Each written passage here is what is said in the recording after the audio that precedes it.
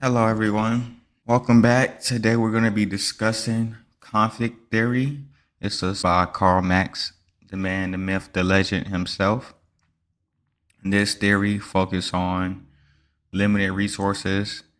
Whoever has the most resources has the most power.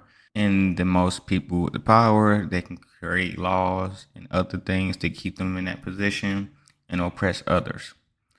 Ideas of conflict.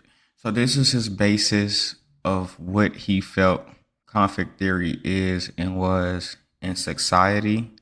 If you in charge, you are the bosses, owners, and managers of an upper social class, right? The profits are the individual from labor, which is the lower class, while the upper class obtains the profits from this labor.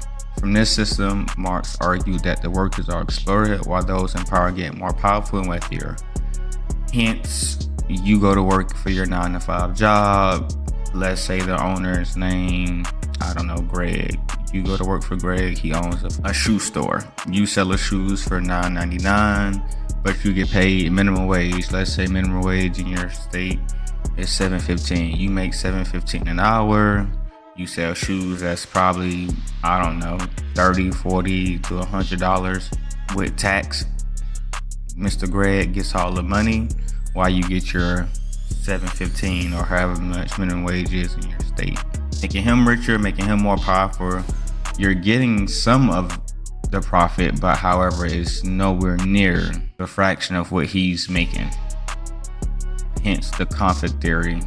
Workers are overworked, sometimes underpaid, while the rich keep getting richer, or the majority keeps all the resources, and then it creates this conflict. It's a study that is on a micro level, meaning that it is on a very large scale, that is analyzed, and it's made up of different social classes. Like I said, who must compete for resources, whether it's social, material, political, food, employment, education, and leisure time. You see a lot of that in politics today.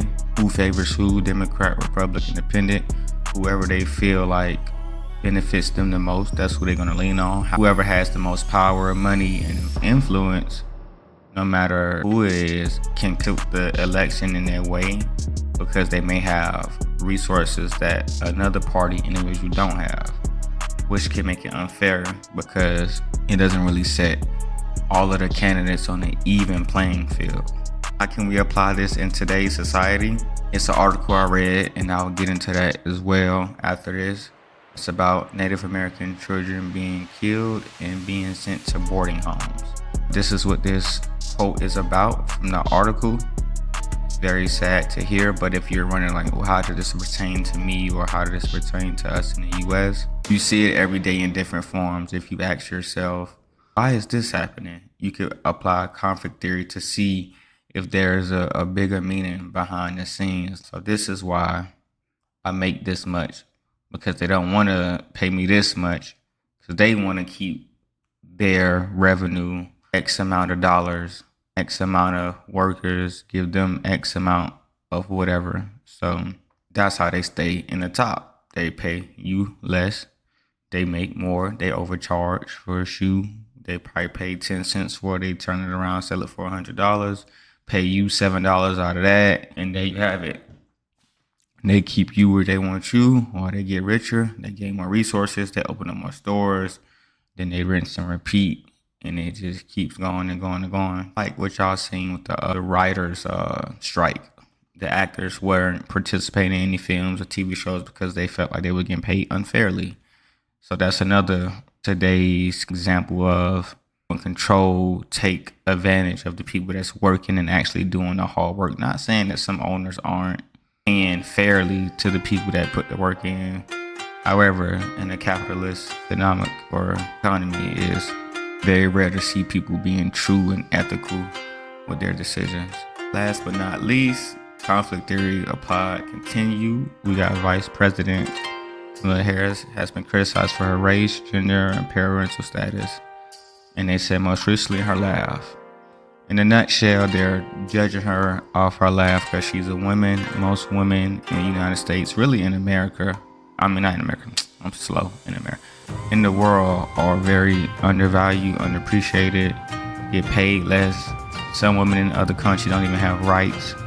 I mean, you looking back in U.S. history, I don't even know when the first time women were allowed to, but for a long time, even the U.S. women were looked down upon as just basically housewives, maids. Y'all clean up, we go work, y'all stay at home, blah, blah, blah, blah, blah. So this is even relevant today, conflict theory, because then this is basically she's getting discriminated, sexism, prejudged just because she's black and she's a female.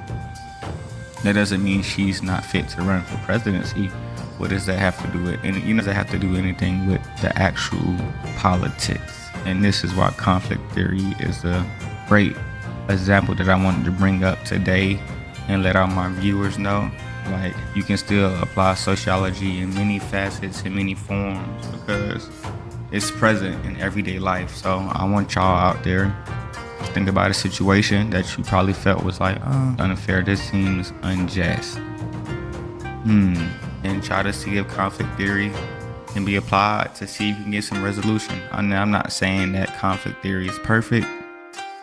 In my last, I did showcase that every theory has its flaws, but to get more into the Native American topic, if y'all was interested in that, where is it? I'm sorry. See y'all, trying to make sure. Did I not? Here we go. More than 900 Native American children died at the U.S. boarding schools. More than 900 Native American children died while being forced to attend Indian boarding schools, according to a new federal report that urges the U.S. government to formally apologize for enduring trauma inflicted by systematic efforts to assimilate the children and destroy their culture.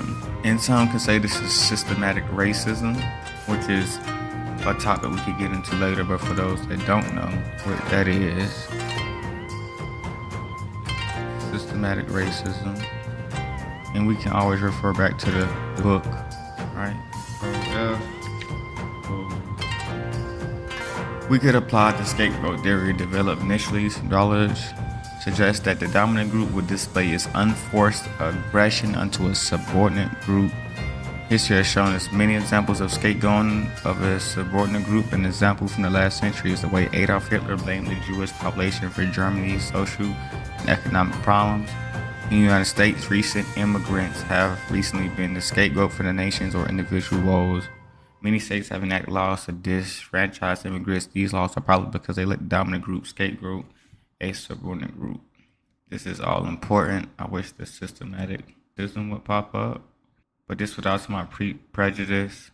You got stereotypes. Most of y'all are familiar with these terminology discriminations. White privilege. Most have some level of privilege, whether it has to do with health, ability, race, or gender. When discussing race, this focuses often on white privilege, which are the benefits people receive by being a white person or being perceived to be a white person. So here we go. Systematic racism, also called structural racism or institutional racism, is systems and structures that have procedures or processes that disadvantages racial minority groups. System racism occurs in organizations as discriminatory treatments and unfair policies based on race that results in inequitable outcomes for white people over people of color. For example, a school system where students of color are distributed into underfunded schools and out of the higher resource schools. So that is it for today. I just wanted to last but not least, and even comments like these back in 2001, my whole thing is, as a society, we want to get better together, regardless if you're Democratic, Republic, or whatever. You should want to succeed together and do the right thing so the country can be better. But this country is very divided, and it's like that on purpose to create us to where the majority stay in power while the less fortunate is fortunate. But that's it for today. If you like this, please make sure you like, comment, subscribe, share. If you have any thoughts, please leave them below. It's my second video. I know I'm not the best at certain words, but I'm gonna get better and better as I, videos and more content. Hopefully y'all find this informational. Hopefully y'all find this resourceful, great that you could apply and use in real life.